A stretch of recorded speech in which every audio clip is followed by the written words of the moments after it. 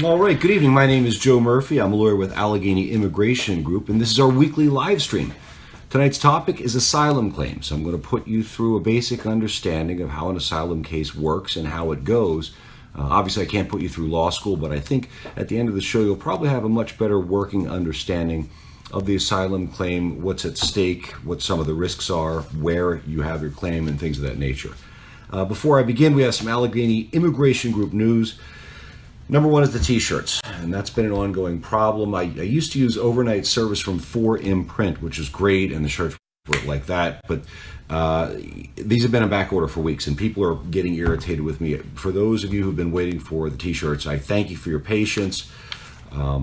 Next thing is online sign-up. Now, there's a post, it might even be the post before this live on the page where I show off the online sign-up we have. This is so people who are doing an immigration through marriage case can put in their information online. They don't have to give the same information on 3 or 4 different forms. They can do it in the privacy and comfort of their own home. And ultimately, when they come in here, we would just have the forms ready for them and their signature. And they coming in to sign up is still, of course, the most common method. This information would all be kept private. It's encrypted. It's under password. But there's nice little private links that we can give you.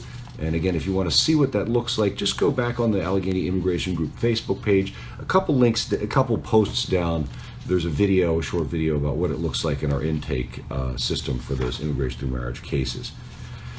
So we've got some serious proposed immigration litigation. It's stalled, but the orange man isn't giving up easily. There are 2 areas that I'm really interested in. One is the public charge area.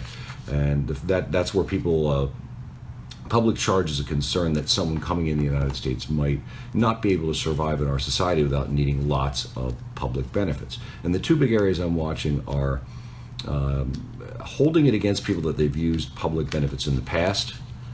That would be like someone who entered as a tourist and started using public benefits here in the United States. And the other one, also of interest in public charge, is people who have medical conditions. And these aren't contagious medical conditions. Those people have an immigration problem for a different reason. That's a health grounds. These are conditions that maybe aren't catching but are still expensive conditions. Someone trying to enter the United States, for example, with cancer that did not have their own health insurance or means to pay for cancer treatment would be inadmissible. And now these aren't the law yet, but they're proposed. There's some pushback, obviously. The courts get involved. But I believe the administration is going to keep pushing, and something in this direction is going to become the law. So I'm keeping my eye on those. The other one is the continuing abuse of asylum seekers. The proposed legislation in regard to them affects their work ability. The high points or low points, depending on how you take that, asylum seekers who want to get a work permit will have to have come in through a port of entry. So the, so to speak, border jumpers, the big worry, they're not going to be able to get a work permit at all. It'll be a longer period to wait, even for people who qualify for these work permits, up from 180 days before you can file to 365. And then, of course, only people who filed for asylum within 1 year will be able to get a work permit based on that. If you're interested in any of these topics, there's more information, there's lives and videos down on the Allegheny Immigration Group face page about all of them. On that note, we're a small outfit. We don't have a big advertising budget, and we rely on people just like you to share these videos.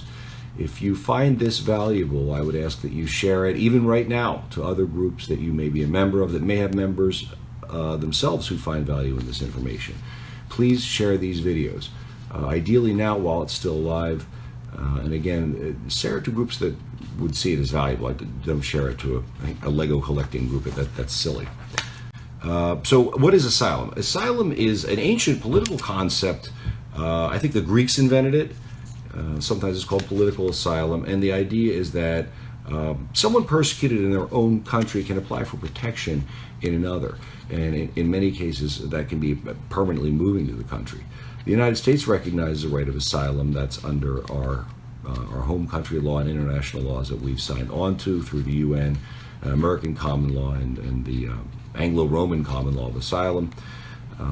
There are refugees and asylees. Refugees have been designated. We can say that everybody in a particular place or a particular subgroup is being persecuted by definition. Those people are refugees. Asylees are people who apply directly on their own. For those who qualify for asylum, that's called an asylee at that point. They're granted a status, it's A01.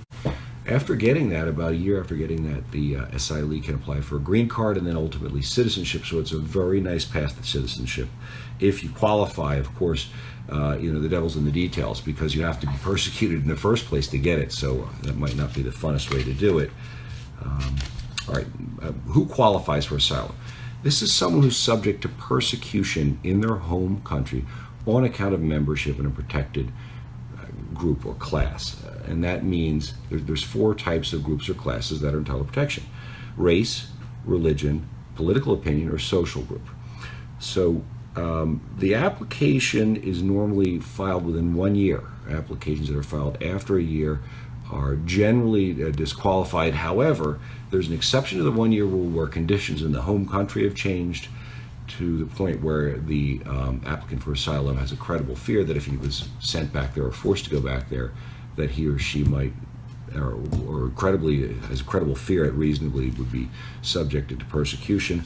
There's another situation where the home country is the same as it's always been, but the applicant for asylum themselves have changed while they're here. Okay, so it's the same country.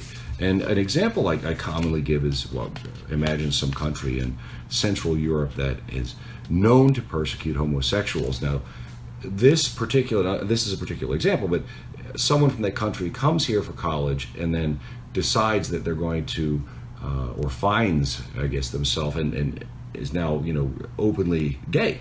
Well, the home country's always been the same thing, but the person has changed now and would be subject to persecution in that country.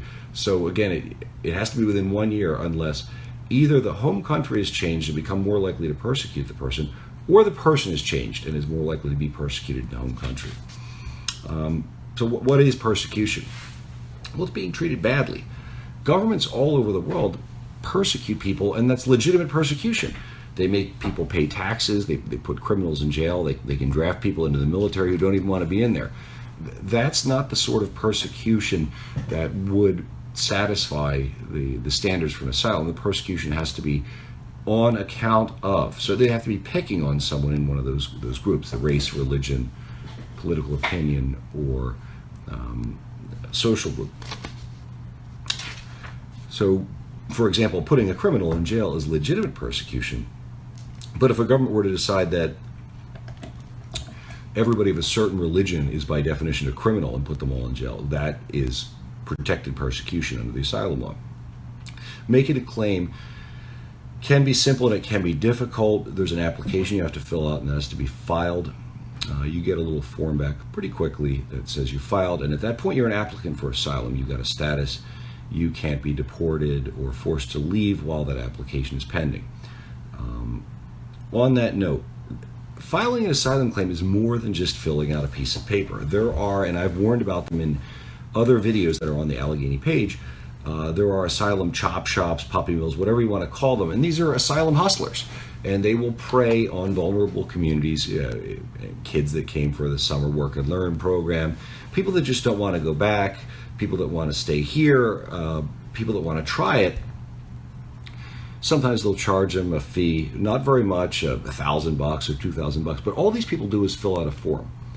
And this is very dangerous. This can not only result in you not getting asylum, it can result in you not being allowed to stay in the United States, you not being allowed back in the United States. In extreme cases, it can result in being imprisoned. When you file an asylum claim, you have to sign a box that discloses the very serious penalties for filing a fraudulent asylum claim. And a lot of these puppy mills do in fact file a fraudulent asylum claim for you. There's no supporting documentation, there's no evidence, there's nothing. And then at some point in the future, you are called down for an asylum interview and it's a bare bones application. There's nothing there and you're not prepared. It's a disaster. So I really caution people against these puppy mills, and it can be hard to identify them, particularly in groups that speak a different language. There's usually someone really charismatic who speaks your language, may have been here for years, maybe a citizen, that will be preying on his own people or hers. And I encourage you to think about some of the things. I have the list of little ways of identifying red flags when you may be dealing with one of these asylum hustlers, okay? First one is they're not a lawyer. Unless they're some charitable organization that's doing this for free, it should be a lawyer. And that could be a church, that could be a community-based organization, but it shouldn't be just some person at large collecting a fee to fill out asylum forms. That's illegal. It's not a practice of law. If you don't know this person's full name, or you don't know where they live or work, or their phone number, these are ultimately red flags. And if these people are involved in these immigration schemes and asylum hustling and stuff like that, they generally don't want you to know their full name, where they live, or have their phone number, because you might report them when you get in trouble. Another classic red flag is they won't sign the application, all right, because they don't want their name handed into the authorities. They want only your name on that, and when this application blows up in your face, they want you to be left holding the bag. So watch out for those asylum chop shops or asylum hustlers. They do prey on communities, and it's really unfortunate. And it becomes very difficult for people like me, and very expensive to hire people like me to undo it later. An ounce of prevention is worth a pound of cure. I advise you strongly to go, if you're going to hire someone to help you file an asylum application, to hire a lawyer, ideally a member of AILA, the American Immigration Lawyers Association, which I am a member of, and lots of people are. If you really need to file for asylum and you really can't afford it, any half-decent lawyer would refer you to charitable organizations that can do this work. They even have volunteer lawyers on staff. And again, there's no need to deal with these chop shops. All right, so let's talk a little bit about what happens if you file one of these. Obviously, there are a whole bunch of different fact patterns that could result in the filing of an asylum claim. You've got 4 categories: race, religion, political opinion, or social group, all the different countries in the world, so on and so forth. But there are 2 big, broad categories of asylum application types. One are what are called affirmative applications. That's where someone gets in the country and under no real threat from the United States applies for asylum. They come in lawfully and ask for asylum. That's called an affirmative asylum application. Another category is called defensive asylum applications. And that's generally done where the person is in the country. They may have entered legally and overstayed. They may have entered illegally. Any number of things could have happened. But the United States is seeking to deport them. And in what's called a removal proceeding, that's the legal name for a deportation case, the government is seeking to throw the person out, to have them removed, so to speak.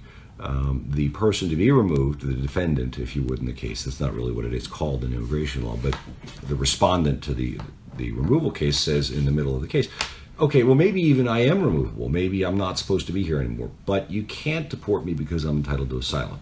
So that's asserted as a defense, and that's why it's called a defensive asylum claim, right, as a defense to being deported. We're not going to talk about those today. Today, we're going to talk about affirmative asylum claims. Now, my office is in Pittsburgh. I practice a lot in the Northeast and even Ohio, West Virginia, Maryland. A lot of the cases that I handle are affirmative cases, and those are filed with the Arlington Asylum Office. That's down in the suburbs of Washington, D.C., in a city called Arlington. The address is 1525 Wilson Boulevard. They're on the 3rd floor. The Arlington office building is kind of a nice building. It's a high-tech building. It's got a lot of neat features. There are telephone numbers and email addresses and fax addresses that are out there on the internet that are supposedly the Arlington office contact numbers. In practice, I've tried to call them when I had problems or needed something. They're never answered.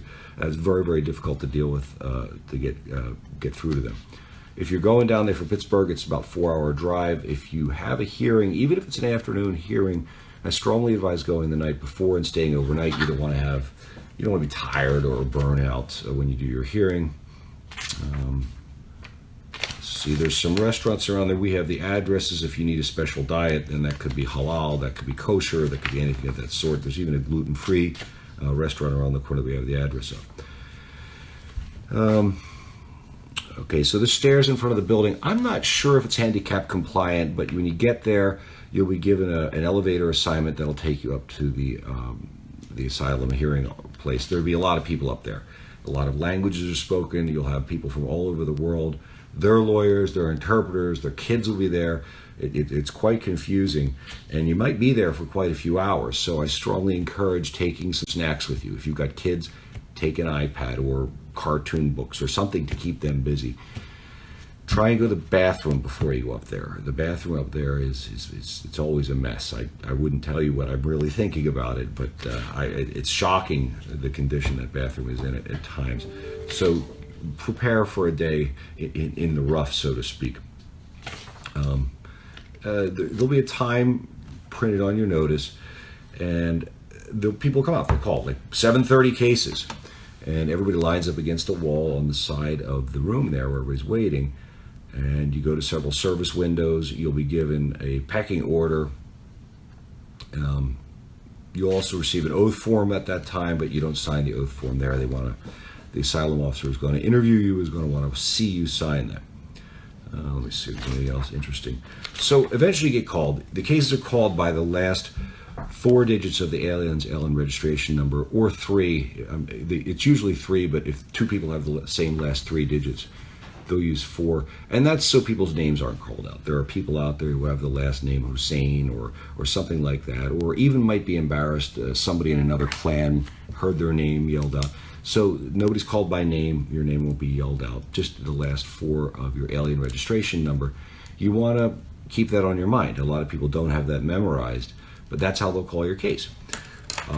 When that happens, the person who called it is the asylum officer there to see your case. You'll meet him. Hello. There's nothing wrong with a little chit chat here. How about this weather? How about the skins game? But don't get into schmoozing with an asylum officer. For one, it's a waste of time. For two, you run a risk of being evaluated as a manipulative personality type, and that could, in theory, have an adverse effect on the officer's determination of your credibility. So some pleasant chit chat is fine, but don't get into a lot of this kind of, oh, hi, it's so nervous. That stuff isn't going to work. So don't do the schmoozing. I strongly encourage against that. The asylum officers that work there are amazing. I've worked with different government officials and bureaucrats. Some of them are great. Some of them are, less than par. But the people doing these asylum cases are bright. They're smart. They're insightful. They're thoughtful. They're really great down there, but they're always overworked. It takes years, it's supposed to be like 45 days and you're down there from when you file, but it's taking in practice years to get a case, even to that first hearing at the Arlington Asylum Office. So have some patience with the asylum and the mess down there. They're just really overworked. And they're really nice and good people. I'm always proud. I really have been quite proud. So after you've met the officer, you exchange some pleasantries and no schmoozing. You'll go through a door in the side of the asylum office waiting area. There's a long curving hall. You'll walk past a lot of desks, people typing, different things. On the right side of that hall, it's curving to the left. The desks are on the left. On the right side are the actual individual offices. And ultimately, you'll be in an office with an asylum officer. They're officers of the United States. They're not police officers. There's a lot of people that are scared of police, sometimes rightfully so. I'm not commenting on that, but they're officers of the United States. So when they tell you that they're Officer Jenkins, it's not to scare you, and you shouldn't be scared. They're there to interview you about your claim, to take information in a non-adversarial manner, to respect international law and our law about the treatment of people asking for protection. So, and they will. I've never seen anything other than sterling behavior from the asylum officers down in Arlington. So, but don't let the fact that this person introduces themselves as Officer Jenkins or whatever it may be scare you into thinking you're being intimidated by a policeman. Ultimately, you'll get to the office of that officer. You sit down. So the officer's going to actually explain to you, this is not an adversarial proceeding. I'm not here to beat you up. I'm here to take down information. One of the things that can be confusing in an interview like this is that they're taking what you say down. I mean, they're typing it into a computer as you speak. And in many cases, they're looking over at a computer while you're talking. And this can be very off-putting, difficult. Most people are used to taking visual cues in communication from the person's face to see if they're understanding or agreeing or skeptical. That's how communication normally flows between people. So that can be a little bit confusing or discomforting that the asylum officer isn't looking at you at all. They're looking at what they're typing into boxes on the screen. Don't take that personally. That's just the procedure. A lot of the information that you give even if your case is ultimately denied, will be used by the government to understand country conditions in other parts of the world. On that point, don't hold things back. I'm not saying add or embellish. You don't want to do that either. But there are things that can happen that can be part of an asylum claim that might be very embarrassing. I've heard some just amazing things, the barbarism of the world. Tell them, even if your claim is not approved, the information gets into the federal bureaucracy and can be used to evaluate future claims, country conditions, and things of that nature. So don't hold anything back, and you'll find them asking and prompting you during the interview, anything else, and you'll be telling the story, but typing this stuff down, there's no eye contact, they keep saying anything else. That's because they're aware that people sometimes hold things back, and they want to collect as much information as possible. Don't take that to mean what you've said isn't enough. When they say anything else, that you don't have to add anything. If that is everything, then that is everything. If there's more, give it to them, not only to support your own claim, but because you might help somebody else. All right, so let's see. Before we get too far into how the interview goes, before the officer will interview, he will want to see your identification, your passport, whatever immigration documents you might have. Your lawyer will have to show their identification if they're with you, their attorney's ID card, and so on and so forth. And then the officer is going to have to photocopy those and keep a copy in the file, in the sense that, he has proof that the person he interviewed was you. It's a nice practice to have those photocopies made in advance. Okay, so you'll present both the original document and the photocopy to the asylum officer. He'll look at them, and if they match in his or her estimation, he'll keep the copy and return the original. You will just have saved this person a little bit of time. Simple kindnesses, courtesies, and insight often goes a long way in interpersonal interaction. It's much more professional. Now, at the same time, if this asylum officer suspects that what you handed him or her is a forgery, they're going to keep that original and send it out for forensics. So don't fool around down there with that kind of stuff. If you don't have the documents, you don't have the documents. Let's see, they're going to have to verify your last date of entry in the United States. That'll be on the I-94. Now, they don't issue those anymore, but they used to issue, some people there's probably walking around with old-style I-94s. It was a little white card they tucked into your passport. Now it's all online. You can, I think at Google, look up my I-94. You put in date of entry, your full name, your passport number, and it'll have all your entries and exits in the United States listed, where you did it, what class of admission. If there's a, if you're a student, there'll be an I-20. That's the documents from the sponsoring educational institution. You should have that with you, that you're still current and good standing with the school. Biometrics can be a problem. Those expire, and this is fingerprinting. I don't remember what the fingerprinting schedule is, but I've seen situations where people were scheduled for a new biometrics a week before their asylum interview. That's not enough time for the Arlington office to know you've complied with the print order. When you go down for a biometrics appointment, wherever that may be, here I think it's on Penn Center, I don't know where they're doing it now, but they'll take your the ASC appointment notice, and they will stamp the back of it, and that's proof that you complied. Take that with you on the off chance that either there wasn't enough time to get information to the Arlington office that you've complied with the fingerprint order, or somebody forgot to put it in the computer. It would be good to have a recently dated biometrics compliance, and again, that's that. They take the notice that you have to come in for printing, and when you comply, they stamp the back with a red ink stamp, and they put the date of your compliance. All right, so then you've dispensed with the preliminaries. There's no schmoozing. You've got the documents. They've been accepted. They look original. What happens next?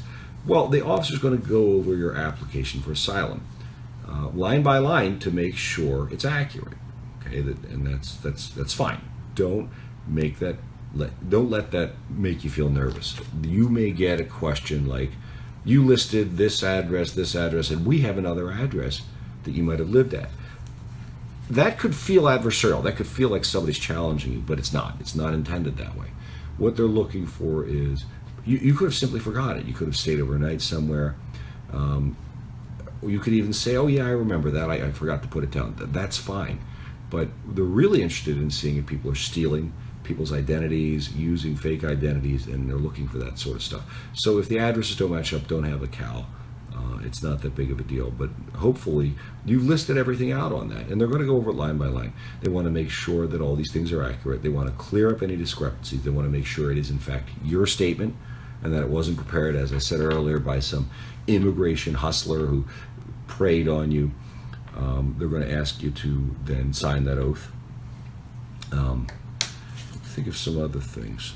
I had some notes here that I'm looking down at, so you'll forgive me. They'll ask you to list out the dates of your names and dates of birth of any children you've listed on the application, a spouse if you've listed a spouse. All this is double checking that this is in fact accurate, that this is in fact your statement and your facts, and again clearing up any discrepancies that there might exist in government records against your application. And as I said, if a discrepancy is noted, don't panic. It can feel like you're being challenged. It can feel like you're being accused of a lie, particularly with the officers making eye contact. If it's true, admit it. If it's not, don't. Lying to the government is always worse than forgetting to tell them something, because a lie then becomes, what else did you accidentally forget? As you get into it, eventually you're going to be telling your story. Again, that's a situation where this asylum officer says, great, we've identified you, the documents all appear accurate, we've kept copies to prove that we interviewed you. You've signed an oath form. They've gone over the entire application, all the names, dates of birth, places you've lived, to make sure it's all accurate, in fact, your statement, and truthful. And there comes a point in the interview where you have to tell your story. What happened to you? This can be very emotional. People cry. People get very upset.